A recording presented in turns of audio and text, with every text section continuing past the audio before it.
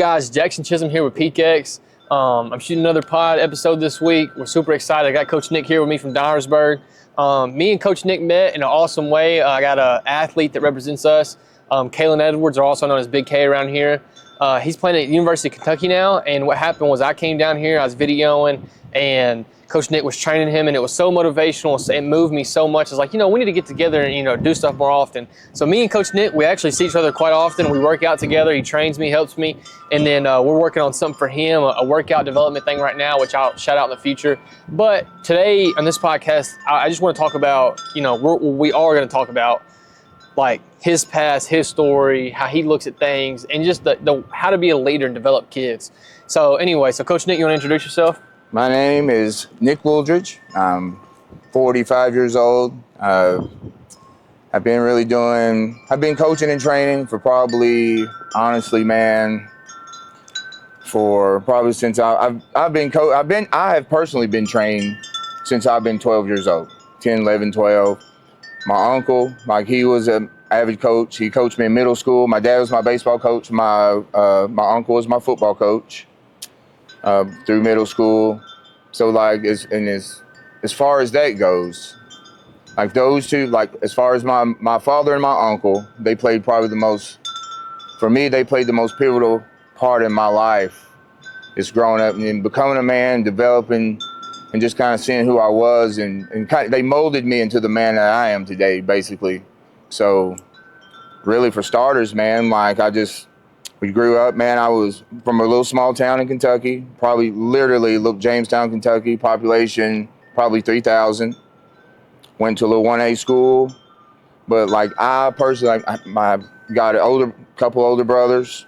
I'm the middle boy, so I've got two older brothers. It's me and myself, my sister, and I'm a younger brother. Just growing up, man, I personally watched my brother. He was always a big guy. Mm-hmm. My brother was probably 6'2" in high school, probably 215. I'm the smallest of my siblings. Yeah. So I was always more or less I want to be like him. I want to do the same thing. I kind of really wanted to follow in his footsteps. So I really just started training, man. My heart was really set on playing football. Been playing football since I was in 4th grade. Went through high school, went on, kind of developed a really solid work ethic, and that's why I always try to tell young guys, man, you've got to develop that work ethic early, man, and kind of establish that lifestyle because it carries on in everything that you do. Yeah, something that you talked about kind of right off the bat there that I want to go into is how pivotal it is for young athletes and students, and really especially guys, to have a father in their life or a father figure. From what you've seen, how crucial is it to you for a young man to have a father in his life? For a young man or woman to have a father in his life is probably one of the most important factors that I've seen. Being as a young man and growing up and being an adult is probably one of the most important factors I've ever seen, because a father, my dad, he gave me the discipline, he gave me the structure, and as not only that, my dad showed me how to be a man, mm-hmm. In life. He gave me my work ethic. Dads,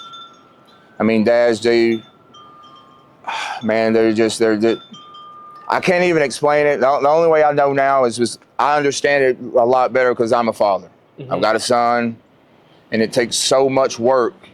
They make so many sacrifices that you will never understand until you have your own child or you start having children as you get older. But the appreciation that I have for my dad is absolutely, it's just insane. Yeah. Because I see the sacrifices that he made throughout life when I was in high school, college, from paying for camps to sending me here, to sending me there, flying to watch games, and just it was really, it shaped me in who I am today, honestly. Yeah, and I don't know about you, but I know, especially when I lived in my parents' house and I was in high school and school growing up, I'd never ever felt that. Me and my father always butted heads. Me mm-hmm. and my dad, we butted heads. He was strict. He was hard. He yelled at me. He got in my face. He was, so, which all my dad's side, they're all military background. Right, I get it. And so they were all so loud, loud. It's up in your face. It's boom. It's this. It's that. But you don't realize, and I realize now after I graduated how good it was for me. Like it was so good for me to have that discipline that hard, because Absolutely. once you get out, you have what they instilled in you. Like 100%. you take that into the world. And the reason that you and me are talking about this is because, like, as you athletes in a whole, the way you treat your work ethic, your body, your mindset right now, when it goes right into when you It carries go into over life. right onto the field. Yeah. It'll carry over to the field. All the principles you learn, and it's just you've got to make a conscious decision of what you want to do and who you're going to be in life, man, because the world's very unforgiving. Like I always tell young men and people that you need to keep your circle small, because there's only a small circle of people that really love and care about you. Mm-hmm. You got mom and dad, a select family of friends, like in a really small group. Like I said, mom and dad, brothers, sisters, aunts and uncles, and maybe 5 or 6 close friends. Yeah. And So, you're blessed to get 5 or 6 close absolutely, friends. you absolutely For blessed to have friends, yeah. good friends. So with that being said, man, like you just gotta kind of rededicate yourself and kind of learn and just follow and I always call it following the process. Like things that older guys tell you, like older guys and people pour into you, listen to those guys because they've been around. They do, like they know that. And what you were saying in retrospect was like with your dad and kind of how he approached things. Like my father was the same way. My dad was in the military. My dad was a very strict disciplinarian, but as I look back through life now, like I needed that structure, because if I didn't have that structure, I would have it's really untelling what I could have been or what I would have been able to achieve. Yeah. So like with having a father there with that discipline, he gave us that structure, and he gave us those tools and how to maneuver in life.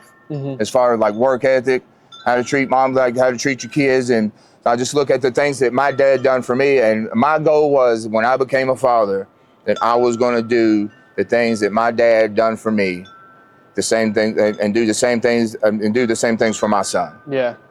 And so Makai, your son, plays baseball. How old is he now? Makai's 17. He's 17. He plays baseball. He's had a different road that definitely a lot of kids would take with being deaf. Is it in both ears or one ear? Makai, absolutely, yes. Makai's deaf in both ears. Mm-hmm. When Makai was born, we found out it was probably, he had hearing up till he was about 3. Mm-hmm. And so I think maybe my sister came down. She had came down with us, or she had came down to visit, and she had noticed like he had a little toy and he would play with it. And she had noticed that he was like holding it up to his ear. And with us being around him so much, like we could understand his speech, but other people would have trouble kind of understanding him as he like progressively got older. Mm-hmm. So when he was probably about 3 years old, we took him to an audiologist, and they put him in the booth. And that right there, it was devastating, man. Like it was a devastating day for me, my wife. They put him in the booth, and like he basically, like he had severe to profound hearing loss. And it was like, come to find out is genetic. It's like a sensorineural hearing loss. So it was genetic. And so basically what it is, it's like the nerve endings in the ear that transmit sound, like sound waves, they basically just die. And they just really just quit working. So when he was we got him hearing aids. So like we got him fitted for hearing aids. So he got those. He did well with those. As he started to get older, he started to lose a little more hearing. And I think maybe when he was about 6 years old, he was diagnosed. He was losing so much hearing, so he was recommended to have a cochlear implant, which is pretty invasive. They go in, they cut, lay the side open, implant the just a little fiber optic through the cochlea of the ear, sew it up, and it's a tedious process. So we had that done. So after you have those procedures done, you have to have maybe a month or two just for the ear, just for the inner ear to heal, so he'll be able to hear. So he's going months. He's going a couple months without hearing anything, so his ears can hear. And that's what I'm saying. Like it was so traumatic to the point to where like from speech development the whole nine. So it was just for me and my wife at the time. It'd be devastating for any father or any parents to kind of to have this news, but you just have to. So I basically just kind of made a choice. It's like, hey, look, this is what it is. We've got to get through it. And like, there's no excuses. So we take it all in stride. So we was like, okay. So you take that where he was then, and you look at him now as a profound athlete, is very skilled, is, I would say, just as communicative as any other kid. I mean, absolutely. But you take where he was and where he is now. You sit there and say, "My word, look what all like if this kid can accomplish it, these kids out here don't know what they're able to do with their bodies and with their absolutely." mind. And you really have to really kind of dig into his story because like Makai, he got his first implant. We went to the doctors. They turned it on. It's a process to turn it on. You've got to tweak some odds and ends. Come to find out that one.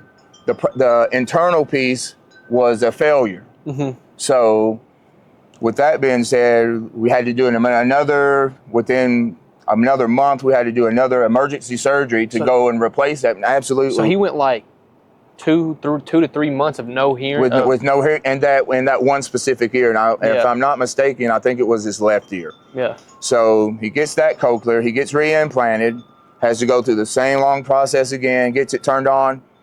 It worked for probably maybe 4 or 5 months, and then it failed. So we had to go back in the same ear, do the same thing again, and do the cochlear process. And so he had several cochlear surgeries on one ear. And then as he progressed, he got older, played ball, conditioned, just excelled in every way possible. Like absolutely, from learning, teaching himself how to play the drums, to music, to singing. Like it was absolutely ridiculous because as a father watching him, and like it hurt me more than just seeing him struggle and go through these things. But he was absolutely a warrior. He never made excuses, and it was never, honestly, I felt like it was never a problem. So as he got older, 14, 15, everything was good. He wore a cochlear implant on his left ear. He had he wore a hearing aid on his right ear. He gets older, and so people say like as you get older, sometimes as you hit puberty, you'll lose more hearing. So in Makai's case, that's what happened. So he started to lose more hearing in his right ear. So then we'll go back to the doctor. Same thing happens. He has to get another cochlear implant in his right ear. He was devastated because at this time he was older. Like Makai was probably 14. He was 13, probably right. 12, 13 years old. When those other implants he was getting, he was 5, 6. Yeah. When you're 14, you realize like, oh, it's different. Absolutely. You're picking up on the fact. You do. And the thing is, like, I could always tell when him growing up, he was self-conscious about it, but it was never to the point to where it was like it embarrassed him. He was embarrassed about like when, and I told him, I was like, listen, I was like, this is the hand that God dealt you. And I was like, all this is for a reason. Mm-hmm. Everything we're going through, like all these times, like, and sometimes I used to question myself, like, God, why am I going through this? Like, why am I going through this process? But as I began to go through it, I realized that it's just like how the same thing in forging a sword.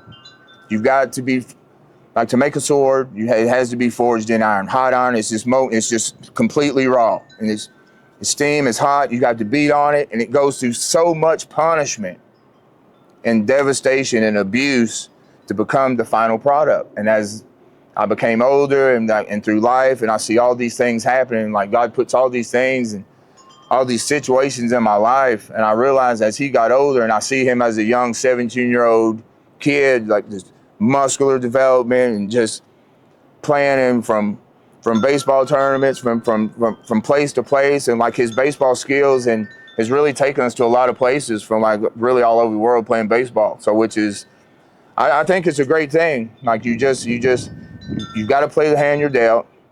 You can't blame situations.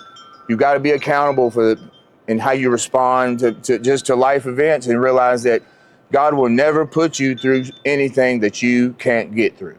Mm-hmm. And that's honestly, that's what I learned. And he showed me that, as far as just being resilient and just taking things head on, and like just being brave. Yeah. Yeah. So guys, we had to move inside real quick. It was getting kind of dark. We got caught up before the podcast talking and whatnot. But anyway, so going back into this, so Makai, at a young age, battled hearing, and then he developed into an athlete, a student, a good citizen of society that can hear and accomplish things. But I think the main key to that is kind of what we talked about earlier, is having a father in your life. And something that I really, really want athletes, kids, boys, girls to understand is just, you may not have a father in your life or a father figure, but you can. There's people who are examples out there. You can go to churches, you can go to events, be around sporting events, and you will find great people who are there to take care of you. It's just like Coach Nick takes care of all kinds of kids in his sports training, anywhere from feeding them to training them to trying to do his best, because you don't know what you can do in that kid's life that will impact him change it altogether. Because I had that, and the reason I do it is because, number one, like you said, man, I had a great dad. Mm-hmm. My dad done everything, from support us, from coaching us, and that was my thing. Like, he really took time out to really train us as young mm-hmm. athletes, and really poured time, because I remember times my dad coming in from work, man, working 10, 12 hours, and he'd come in, man, like, hey, I was like, hey, Dad, let's go throw some ball. Nothing was said. He's like, hold on, go get my glove. We go do that. And the same thing with Makai, and even, like I said, with his hearing situation and him having to wear cochlears. I never wanted him, I expressed this to him. I'm like, look, man, like, with you wearing cochlears or hearing aids is no different than like someone that can't see wearing glasses. Mm-hmm. I was like, it is the exact same thing. I was like, people wear glasses to see, right? And he's like, yeah. I was like, right, so you use hearing aids and cochlears to hear. It's like, it makes sense. And when I told him that, like, I seen his face light up, because mm-hmm. he was like, yeah, he was like, man, that's fine. He was like, yeah, that's right. And so after that, like I said, like, I've never made excuses for him. And so, like, with that, from not making excuses for him, like, he knew. And I told him, I was like, son, you're better than half these kids out here.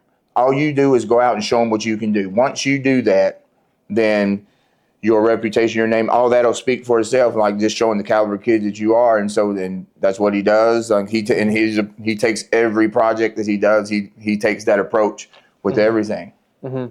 So now you got that side, your history as a father and as your son and whatnot. Now let's go back to you as an athlete. So you as an athlete, you played, now correct me if I'm wrong, you played football? Yes. Baseball? Mm-hmm. I played a little basketball in high school. But yeah, I did, but I really just played basketball to kind of keep conditioning. So talk about, after high school, where'd you go and what'd you do? Well, after high school, I went to Morehead State. Mm-hmm. Got a scholarship to go there. So we went and played at Morehead State.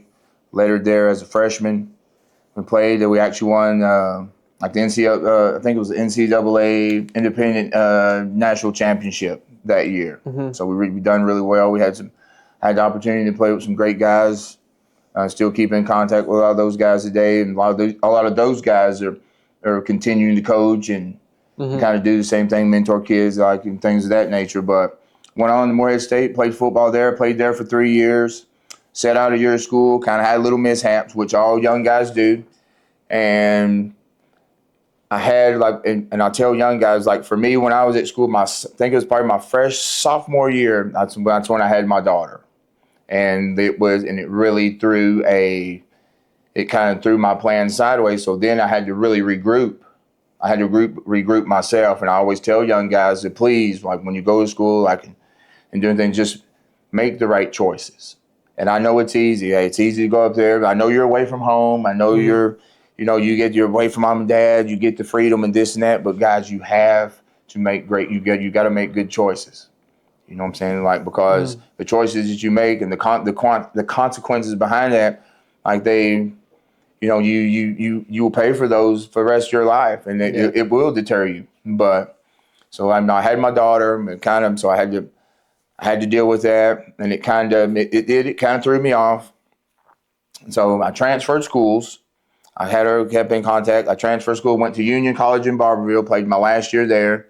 I actually got drafted, tried out for a couple pro teams, and went to Cincinnati Bengals tryouts. I actually made a Canadian League. I think it was the Edmonton Eskimos. But by this time, by the time I got word, man, I was really kind of to the point where I felt like I was done playing football for the most part, and I was just really kind of ready to kind of get on with my life, and really was really kind of more into coaching, and I started developing more of a love for coaching and really kind of training kids, because it was easy for me to do, and it was really easy for me to relate to them and like kind of the people around me. So I kind of took that approach. Yeah, you don't realize how enjoyable it is till you realize the impact you can make on kids and people. I've been fortunate enough. I get to coach 2 basketball teams, and something that like money doesn't buy, things, items, tables, games, trips. Nothing buys the feeling that you get when a kid looks up to you and you just see him you see him love everything. Absolutely. And he grows as a person, and then you just watch the kids develop a love for each other and develop a love, like, it's my teammate. You know, something that I try to preach to my kids is that when you step on the court, field, baseball field, whatever it may be, track, those people on your team, you're fighting with them. Yeah, like that is absolutely, that's your brothers. Like that is, that's why I always tell my kid, like, I want us to be together to go to baseball games. We want to go support the other one. If he's got something, you know what? Let's go load up in the car. Let's all go watch one night. Let's go pile in, because that's what it's about, man. Like you'll see a lot of young kids, like, and as a coach, and as I became older and coach kids, coach teams from high school, middle school, you'll realize that with a lot of these young kids, and as you grow up, like, a lot of them don't have fathers, and like every kid's home life's different. Not every kid has a great home life. Not every kid has mother and father. Some kids raise their grandparents. Some people, it's just, there's so many factors. So you take those kids, and I love to take those guys, man. Like, if you may not have A, B, or C, but if I can do that for you, since I've had that, like, I love to be a part of that. I'll help you with anything, and I'll tell any kid if you need me. And if it's just even just to listen, talk, kind of chop it up, or you may want to train or do some drill work or A, B, or C. Just find me, man. Call me. I'll give you my number. You can come to the house, come to eat, and be and the wife. It's all good. Yeah. But I like for kids to understand that, like, hey, man, there's always somebody out there. Yeah. Like, be a coach, like you said, a pastor, or just a mentor, or anybody. Like, just try to seek those people out. Yeah, and it makes it easier whenever you have a close-knit team. That's something It does. And something that there's, so, like, this is, I pickaxe sports and all that, so I get a lot of coaches on here. We talk about the transfer portal, all this stuff, how kids can just go up and leave. Well, we talk about the pros and the cons. The con that everybody brings up, including myself, and one thing that truly, I see and it bothers me, is that there's no loyalty nowadays. Like, there's no loyalty behind I can just team hop. Or in a sense where you get coaches team hop. So they don't like what they're doing, or they don't like the kids they got. Now, in some cases, it is good. Maybe a player, it's time for him to grow. I get it. Or it's time for him to get in a new situation. Maybe that organization changed over time. There's different scenarios, so there are good things. But the cons to it, I think there's some players that truly need to stick with the brothers they started with. I do. I agree, because and a lot of times it's the camaraderie and that brotherhood, man. It's that love for each other, man. Like, it's just like your military brethren, man. Like, you depend on each other. Like, you're one unit. Yeah, like on the football field, like there's 11 guys out there, but you're still one unit. And if one unit breaks down, it's just like a chain. Yeah. If one link on that chain is weak or breaks, like the chain's worthless. It's no good. It's the same with the team, the same with the unit. And you have to, it's just, it's those bonds. It's the bond between the coaches and the chemistry, and it's really the chemistry between the coaches and players. Once those mesh, man, a team, you can do anything. Like, you're definitely championship bound, but it's definitely the chemistry between coaches and between players and coaches. Yeah. Like, you have to have that chemistry. Yeah. See, something I don't forget about I remember my freshman year of football, I played for Coach Darren Bolin. I don't know if you know who that is. He was notorious for running beer. He won state championships. He won. Anyways, my freshman year, one thing that I experienced is that we went to football camp. Well, football camp was absolute hell. Like literally, like, I don't mean like in that term of like the bad word. Right. I mean, like, they tried to mold it after what the Bible says is hell. Yeah. You practiced 4 times. You had 4 days.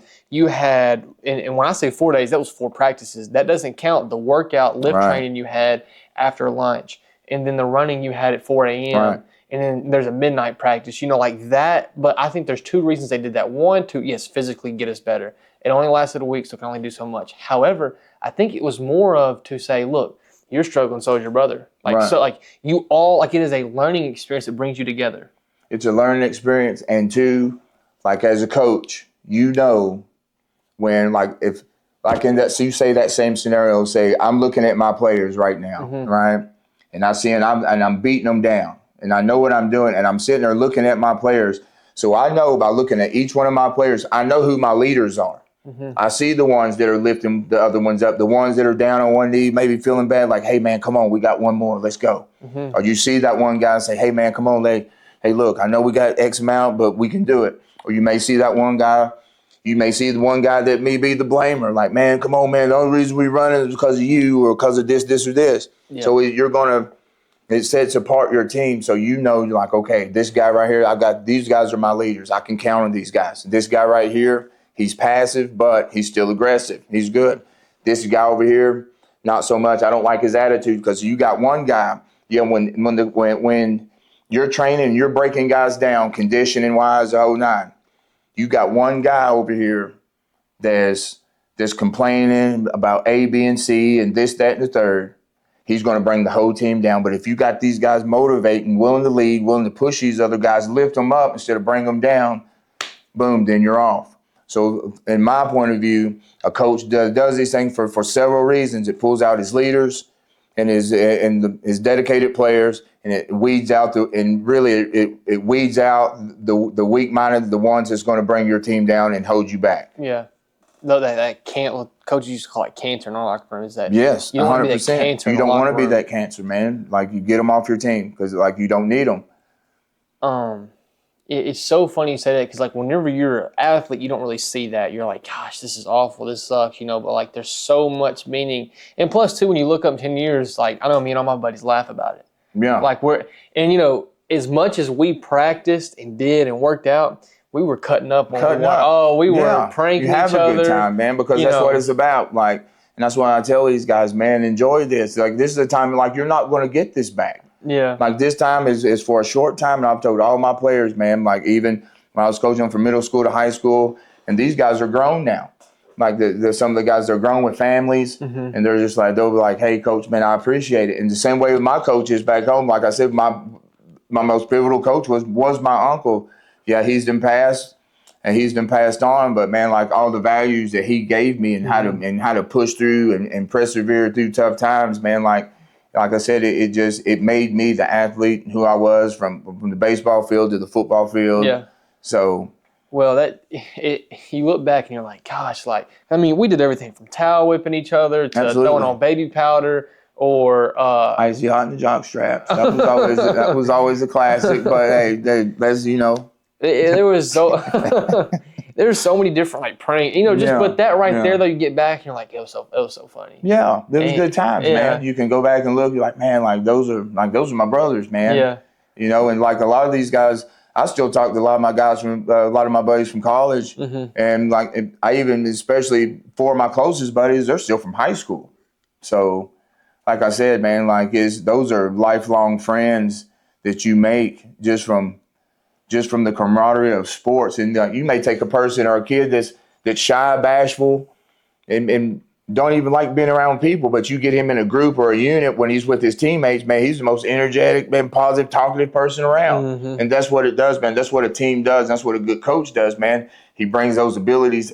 He brings the abilities that he sees in kids. He's got to pull those out. Yeah. That's what you want to do as a great coach and mentor. You see kids' strengths, you see their weaknesses, and you build their weaknesses up, and then you start building up on the weaknesses, and you just reform and shape up their strengths, man. Just condition them, polish it up, put fine tuning on it. That's all you do. And you take those kids, like once you mold them, once you get them to a certain point, you've got to be able to turn them loose. But you always have to let them know, hey, coaches, if you need me, friend, I'll tell all my kids, man, from ages, I don't care where you are, what you're doing. If you ever need me, need to talk, man, need me to come and get you, need food, whatever you need, call me, man. Just let me know. I'm just a phone call away, and I'll help you in any way, shape, form, or fashion. You know, you sit there talking about, you know, the memories, the camaraderie, stuff like that. Stuff like that you just don't forget, and you carry it on, and it's so valuable. You know, as we kind of wind it down, because we are cut on time on the SD card. I want to talk about something. I want to talk about the impact that we have on others. So this is not technically sports related, but it is. And it is in the sense of when you're on the court, even when you're not a leader, how are you, or not just the court, but the field, how are you impacting everybody around you? You talked about as a coach, and I'm the same way, the greatest coaches find the strengths, and it's their best to impact the feeling on that kid that he needs to like get those strengths, build up the weaknesses, but like give me those strengths. What you're best at, and we'll try to put you in a situation to do that. So what I'm saying is our impact on others, all the way down from coaches to players to staff to workers and just everyday people. It's just, man, honestly, it's really knowing who you are. It's being confident in who you are, man, and being humble and appreciating the things that you have.